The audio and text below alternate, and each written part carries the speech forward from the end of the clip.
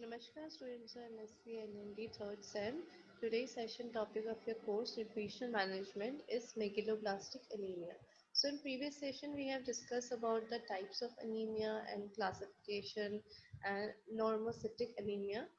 And now we will talk about what is megaloblastic anemia. So this type kinds of anemia is characterized by the abnormal large nucleated red cell precursor called megaloblast in bone marrow. So like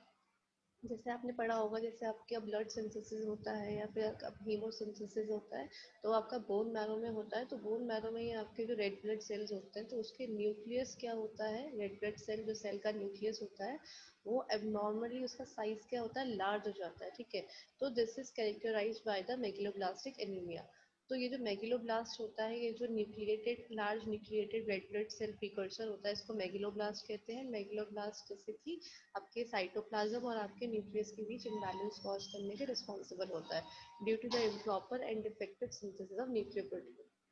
95% cases is due to the vitamin B12 and folic acid deficiency leading to defective DNA synthesis. Okay, so this kind of anemia is generally happen when a person is deficient in vitamin B12, that is your cyanocobalamin, and your folic acid, that is also known as folate.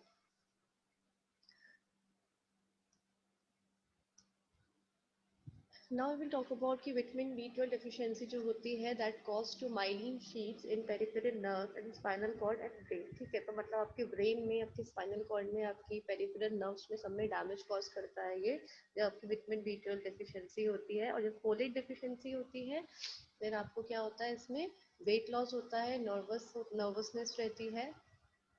Mileage sheet जो आपकी होती है इसमें damage होती है okay so this is the main symptoms of B12 and folate deficiency and all these symptoms can be there in megaloblastic anemia person. ना तो sources of B12 क्या क्या सोर्सेज हम लेके इसको अपना B12 का जो amount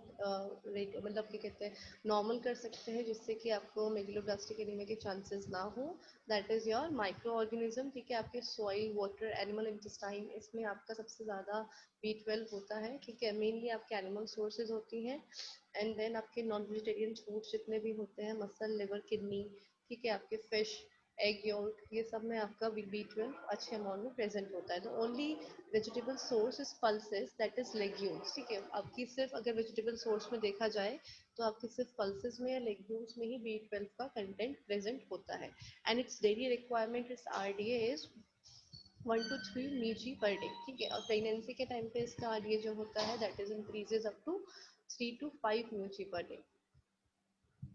So this is all with your megaloblastic anemia. इसमें आपको main चीज that is you have to be considered like it is caused by the deficiency of B12 and folate, and this deficiency have some common kinds of symptoms and what are the sources we can